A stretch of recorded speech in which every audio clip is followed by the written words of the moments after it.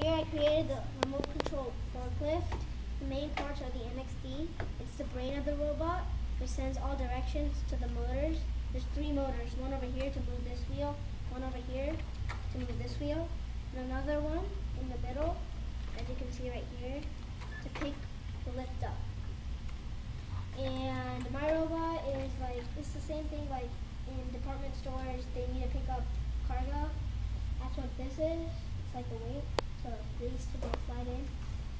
And I'll show you how it works.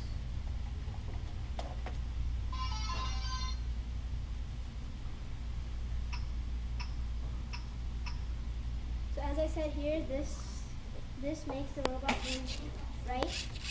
This makes it move left. This is to pick the lift up. This is to drop it. These all are touch sensors, as you can see. Both of these pressed together makes them move forward. So I'm going to try to get this over here.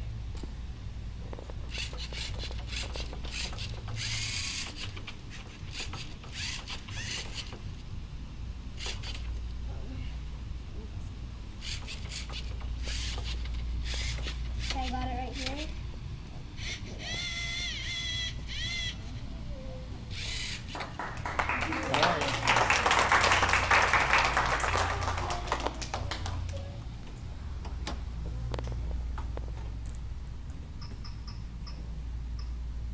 That's that, and this is my program.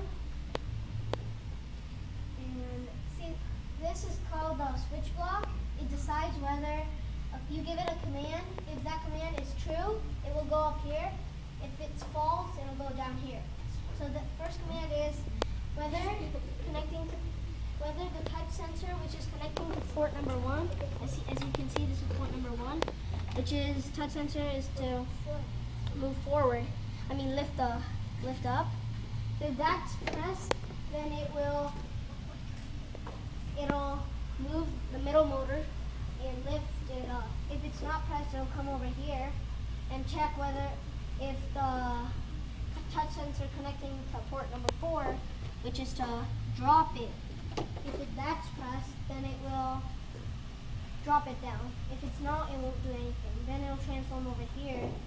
If the port number 2, the sensor on port number 2, which is to move left, it'll move this motor. It'll move this motor so it can turn left. So if I'm pressing that, it will do that. If it's not, then it won't do anything since this is minus. And if I press one connecting to port 3, which is technically moving right, just move this one, turning right, then it'll do that, and then it'll stop. But this is only doing it one time. If I wanted to do it again, keep on continuing unless I stop the NXD, I put a loop over here, so it continues again and again. Any questions?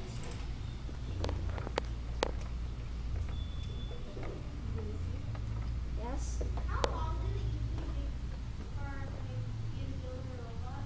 Well, the building is the easy part. The programming is the hard part since I made this one up. So it technically takes two days to build it. No, 3 days. And then the programming is 1 day. And then the last day you use to test it. So technically 5 days. Any more questions? Yes? Maybe this would be a little difficult, I don't know, but what I want to know is this is like you are controlling the robot, but if I ask you to detach it and program it, the one person asks you, if suppose the object is in the corner, how will you decide or how will you program your robot to automatically go there and pick it up? You use math and what angle you want to turn the robot, and depending on that, there's a setting in the NXT, it's called view. It counts how many rotations the motor makes. That way you count how many rotations to go over here. Then this motor goes down, that includes how many rotations. Then you go in the move block, see, as you see here, this is called the move block. You go here and then you can change the settings. That's that. So That's how you make it. You use basically math. Here I'm using the touch sensors, not math. There's little math, not more. Here it's all math. And While going there, if you see some optic imaging, how will you modify this? well, then I would like add another ultrasonic sensor, which senses how close the object is. If the object is too close, the motors will stop, and it'll like I can like put if there's an object I can tell it to go right, forward, and turn left. It'll do that, and then go over and touch the object. Guess what? Who's his parents?